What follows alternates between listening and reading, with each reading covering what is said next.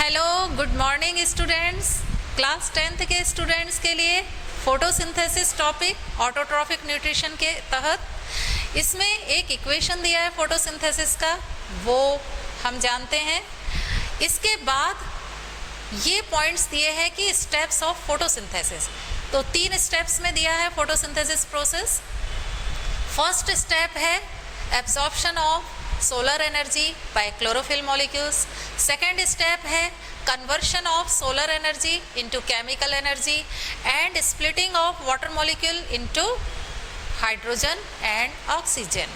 Third step है reduction of carbon dioxide into carbohydrate which is glucose. हम equation में क्या लिखते हैं, वो कौन सा कार्बोहाइड्रेट बनता है, ग्लूकोज है। इसके बाद एक पॉइंट दिया है कि सभी प्लांट्स में फोटोसिंथेसिस प्रोसेस में ये 3 स्टेप एक के बाद एक इसी सीक्वेंस में हो, ये आवश्यक नहीं है।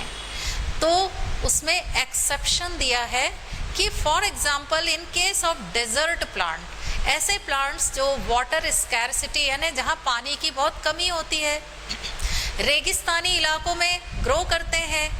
फॉर एग्जांपल कैक्टस, कैक्टस तो हम सभी जानते हैं जिनमें कि लीव्स मॉडिफाई हो जाती है स्पाइंस में। कैक्टस है, यूफोर्बिया के स्पीशीज़ हैं। इन प्लांट्स में क्या होता है कि इनके स्टोमेटा डे टाइम में क्लोज्ड रहते हैं, बंद रहते हैं। क्यों बंद होते होंगे? क्योंकि डे टाइम में यदि फोटोसिंथेसिस के लिए हम चाहते हैं कि कार्बन डाइऑक्साइड या एयर अंदर आए, लेकिन एक दूसरी प्रोसेस भी होती है जिसे कहते हैं ट्रांसपिरेशन।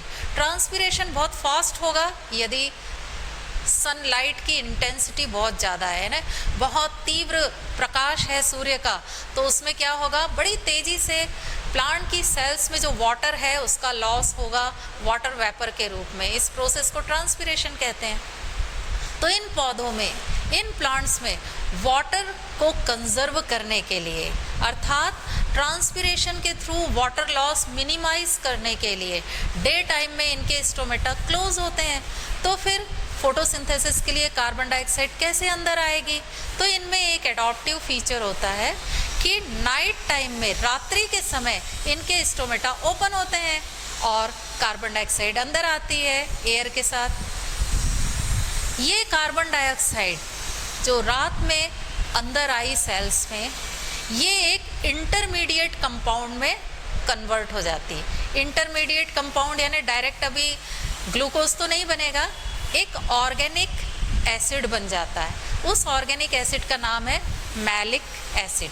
तो मैलिक एसिड के फॉर्म में जो सेल्स हैं प्लांट की, उसमें स्टोर हो जाता है ऑर्गेनिक कंपाउंड। और जब डे टाइम होता है, जब सोलर रेडिएशन, सोलर एनर्जी प्राप्त होती है सेल को, तब ये मैलिक एसिड कन्वर्ट होता है कार्बोहाइड्रेट में। तो इस तरह से इन डेजर्ट प्लांट्स में न्यूट्रिशन होता है। Thank you.